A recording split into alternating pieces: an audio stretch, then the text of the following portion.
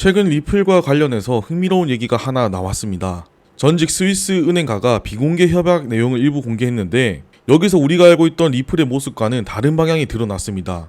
이 이야기를 한 사람은 로드 벨그레이브라는 가명을 써서 협약 문구 일부를 유출했는데 무슨 내용이 있었냐면 리플이 단순히 송금만 빠르게 처리하는 네트워크가 아니라 금융이나 신원 그리고 규제 같은 더 큰 영역을 다루려고 하는 내용이 담겨 있었습니다. 이번 영상에서는 로드 벨그레이브라는 가명을 쓴 스위스 은행가가 흘린 내용들이 무엇인지 하나씩 체크해보도록 할 거고요. 그 전에 구독, 좋아요 아직 누르지 않으신 분들은 잠깐 시간 내셔서 한 번씩 눌러주시고 알림 설정까지 해두시면 제가 올려드리는 영상에 대한 소식을 보다 빠르게 받아보실 수 있습니다.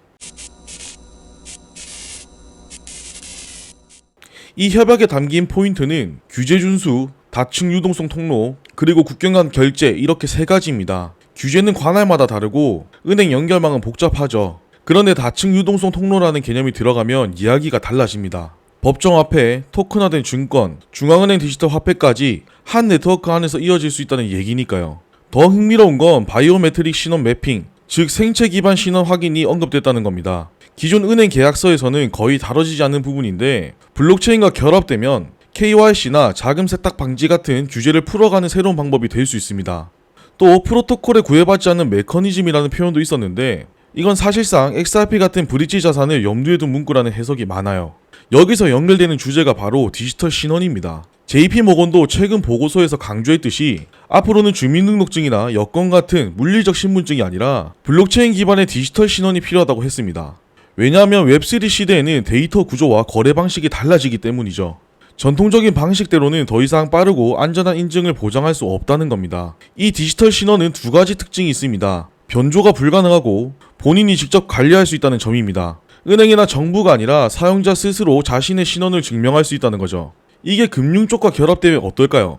해외 송금이나 증권 거래에서 신원 확인 절차가 지금은 며칠씩 걸리기도 하는데 디지털 신원이 있으면 몇 분 안에 끝날 수 있고 비용도 크게 줄어듭니다. 리플은 이미 여기에 발을 담궈놨죠. 미국 웰지스틱스 헬스라는 회사가 XRP 레저 기반 시스템을 도입해서 약 6,500곳의 약국이 서로 결제를 처리할 수 있는 프로그램을 발표했던 거 보셨을 겁니다. 이게 주목을 받았던 건 의료 데이터와 결제 데이터를 동시에 다루기 위한 시도라는 점에서 의미가 꽤 있었어요.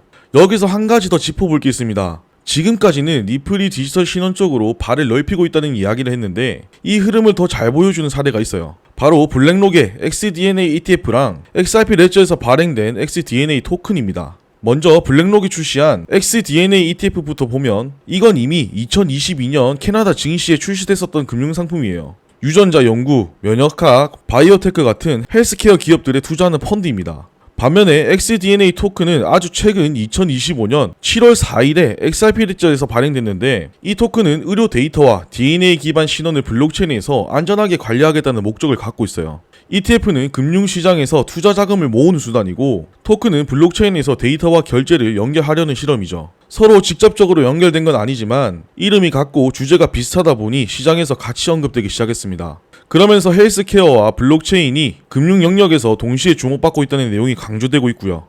아직 공식적인 연관성은 확인되지 않았지만 이 세 가지 키워드가 동시에 부각됐다는 사실만으로도 투자자들의 관심을 끌기에는 충분했던 것 같습니다. 그런데 이 헬스케어에 대한 주제는 정치권에서도 중요한 이슈로 다뤄지고 있습니다. 2025년 7월 말 트럼프 행정부가 디지털 헬스케어 개혁안을 발표했죠. 핵심은 의료 데이터를 환자 중심으로 관리하고 애플이나 구글 같은 민간 플랫폼을 통해 더 쉽게 공유할 수 있도록 하겠다는 겁니다. 의료비 절감과 서비스 효율화를 동시에 노리겠다는 취지죠. 이 정책은 블록체인 쪽으로도 간접적인 시그널이 됩니다. 왜냐하면 의료 데이터처럼 민감한 정보를 효율적으로 관리하려면 결국 투명성과 보안성을 동시에 갖춘 인프라가 필요하기 때문입니다. 블록체인이 이 조건을 충족할 수 있다는 점에서 리플이 테스트하고 있는 신원 인증이나 헬스케어 프로젝트와 맥락이 맞닿아 있어요. 즉 트럼프 정부의 정책은 리플을 직접 언급한 건 아니지만 리플이 준비하는 디지털 신원이나 의료 데이터 관리 실험이 앞으로 제도권 환경 속에서 자리 잡을 수 있는 가능성을 보여준 게 아닐까 하는 생각이 듭니다.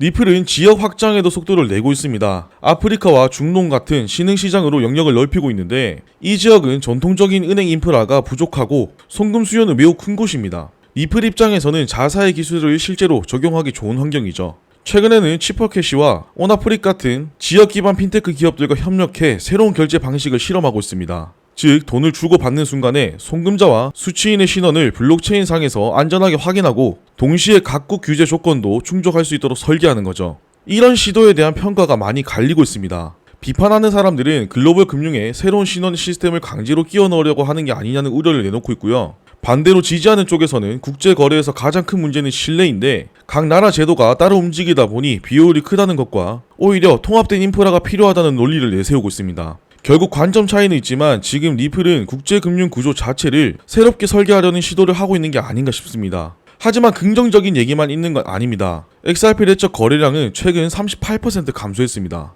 네트워크에 묶여있는 자산은 약 90억 달러 정도인데 시장에서 평가되는 가치는 대략 1900억 달러에 달합니다. 사용량 대비 가치가 높게 잡혀있다는 지적이 나오는 이유죠. 이 부분을 놓고 의견이 많이 갈리고 있습니다. 실제 사용량은 줄고 있는데 시가총액만 크다면 거품일 수 있다는 얘기가 있고, 반대로 이건 당장의 수치일 뿐이고 미래 성장 가능성이 반영된 거라는 해석도 있습니다.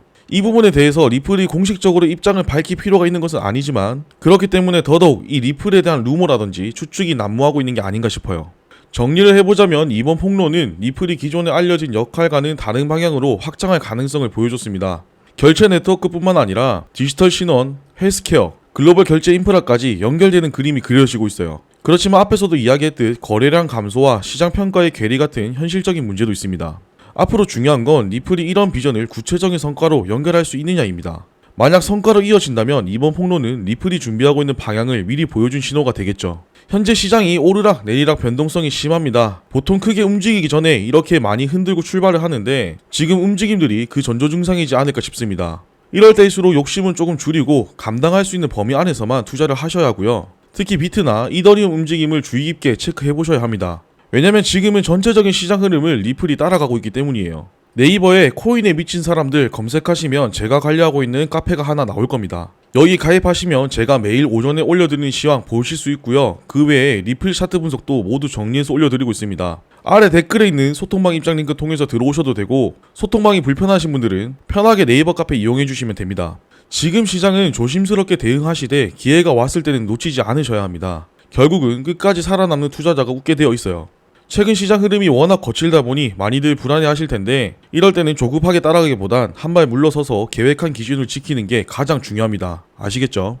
준비한 내용은 여기까지고요. 도움이 되셨다면 구독, 좋아요, 알림 설정 잊지 말고 꼭 한 번씩 눌러주시고 저는 또 알찬 내용 준비해서 돌아오도록 하겠습니다. 감사합니다.